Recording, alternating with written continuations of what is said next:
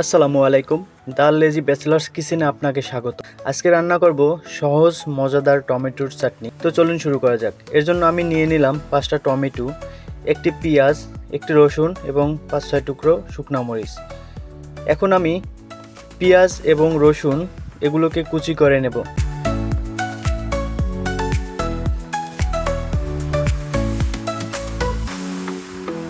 এবং এর সাথে থাকা শুকনো মরিচগুলোকেও সুন্দরভাবে কুচি করে নেব এবং 5টি টমেটো এগুলোকেও আমি কুচি করে নেব।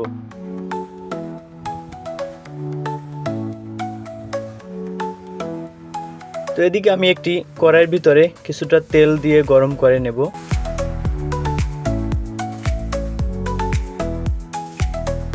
এবং এর ভিতরে আমি দিয়ে দেব পরিমাণ মতো লবণ এবং এগুলোকে আমি তেলের সাথে সুন্দরভাবে ভেজে নেব। এবং তার ভিতরে দিয়ে দেব পেঁয়াজ এবং রসুন, সাথে থাকা শুকনো মরিচগুলো কুচি করা সেগুলোকে, এবং এগুলোকে আমি সুন্দরভাবে ভেজে নেব। ততক্ষণ ভাজবো যতক্ষণ না এর লালচে কালারটা চলে আসে। তো আমার পেঁয়াজ মোটামুটি ভাজা শেষ। এখন আমি এর ভিতরে দিয়ে দেব সামান্য পরিমাণ পানি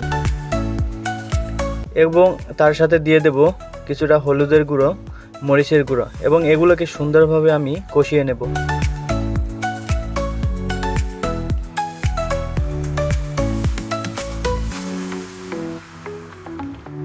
তো আমার মশলা মোটামুটি কষানো হয়ে গেছে।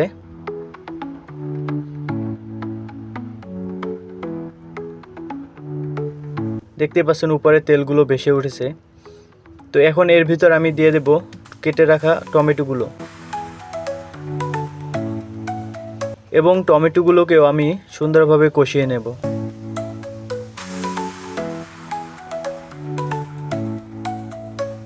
তো আমি কিছুক্ষণের জন্য টমেটোগুলোকে ঢেকে দেব যাতে সুন্দরভাবে সেদ্ধ হয়। তো দেখতে পাচ্ছেন টমেটোগুলো মোটামুটি সেদ্ধ হয়ে গেছে, কষানো হয়ে গেছে।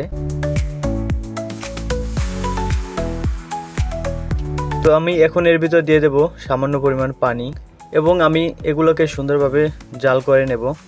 তো দেখতে পাচ্ছেন আমার পানিগুলো মোটামুটি শুকিয়ে আসছে। তো আর কিছুক্ষণ রাখবো এভাবে।